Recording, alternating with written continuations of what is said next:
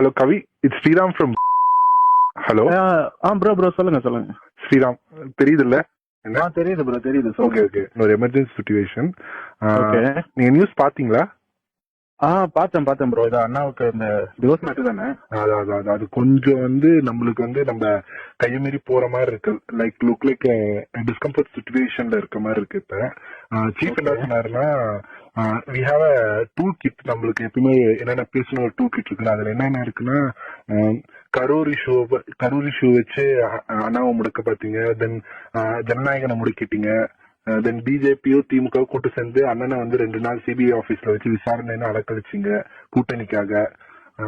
இப்ப இந்த எஸ்ஓபி எல்லாம் போட்டு அண்ணனை மக்களை பார்க்க விடாத பண்றீங்க.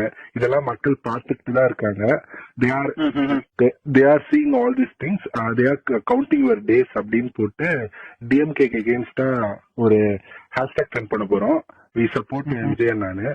சோ நம்ம என்னன்னா, லைக் கரூர் இஷ்யூ அப்ப என்ன ஊகான் என்ன எஸ்ஓஎஸ்ல ஒர்க் பண்ணமோ அதே ப்ரொசீஜர் தான். லுக் ஃபர்ஸ்ட் போஸ்ட் போடுங்க, தென் வீடியோ கிரியேஷன் பண்ணி போடுங்க. ரொம்ப ஃபேமிலி அட்டாக் பண்ணாதீங்க.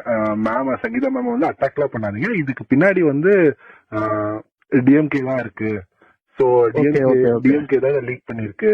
இவ்வளவு சீப்பான பாலிடிக்ஸ். இது உங்க மக்கள்கிட்ட இது எடுபடாது.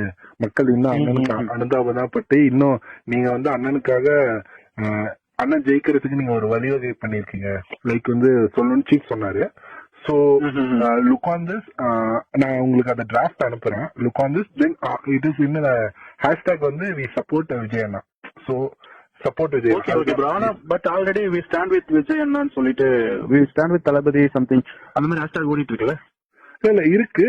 But we are looking we support Vijay அண்ணா அந்த மாதிரி ஹேஷ்டாக்ஸ் தான். நான் அது ஃபைனலைஸ் பண்ணி உங்களுக்கு டிராஃப்ட்லயே அனுப்பிச்சிடுறேன்.